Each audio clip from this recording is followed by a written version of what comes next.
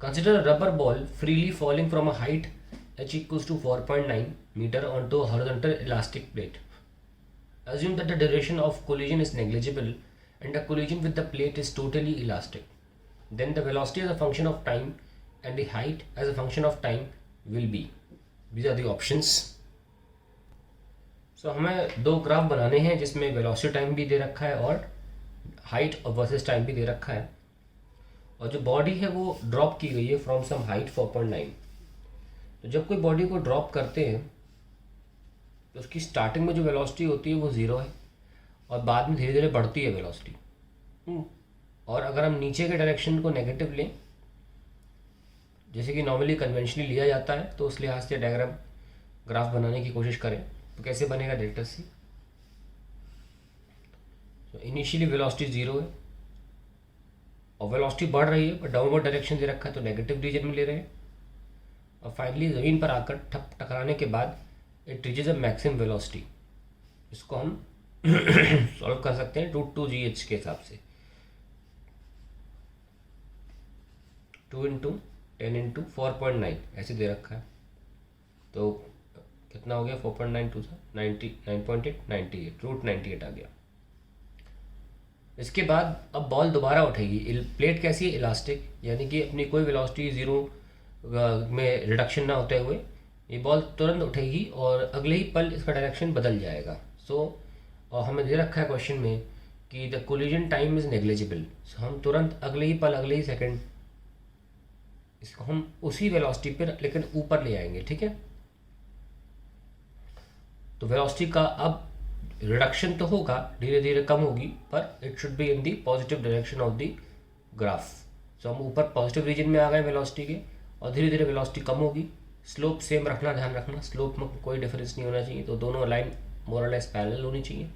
और ये top point हो गया, एट द टॉप यहाँ पर वेलोसिटी इसकी ज़ीरो हो गई है. अब वापस ये नीचे आएगी, नीचे का डायरेक्शन नेगेटिव रीजन में बनाना है और कंटिन्यूसली करते रहिए, और finally it achieves the maximum speed at the ground. अब ये कहानी रिपीट होती रहेगी, तो ध्यान रखें बाउंसिंग का जो ग्राफ बनता है बाउंसिंग ऑफ बॉल का, तब जब बॉल ऊपर से ड्रॉप की जाती है तो वो ऐसा बनता है, ऐसा. ठीक है, तो ये ध्यान रखिएगा. ये डॉटेड लाइन जो होती है ये बताती है कि डायरेक्शन चेंज हो गया, तुरंत पहुंचा देती है ऊपर एंड सो ऑन.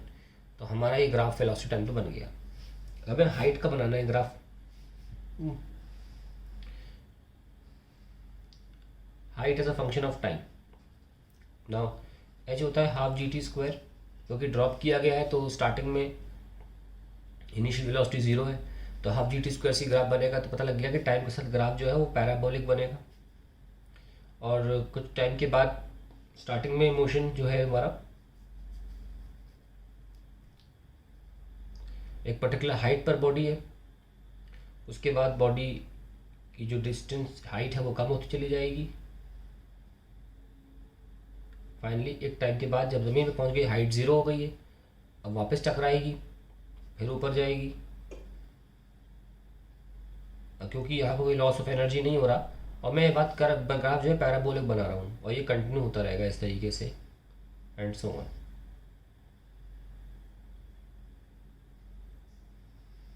तो इस तरीके से कंटिन्यू होने के बाद हम देख सकते हैं इस क्वेश्चन में आप थोड़ा पीछे जाके देख लेना, ऑप्शंस के हिसाब से देखा जाए तो कौन सा वाला सही बैठ रहा है.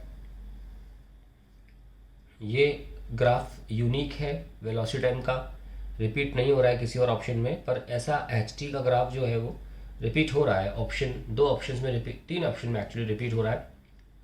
So obviously velocity time graph will be the reason will be the question, the option जो हमें हेल्प करेगा सिलेक्ट करने में.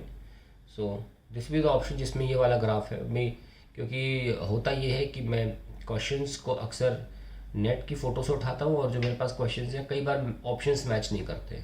ठीक है, मेरे पास जो क्वेश्चंस हैं उसमें ऑप्शन हो सकता है कुछ और हो, तो मेरे पास जो ऑप्शंस एटलीस्ट हैं उसमें तो आंसर A आ रहा है. आप ऑप्शन में देख लीजिए जो ये वाला मैच करे.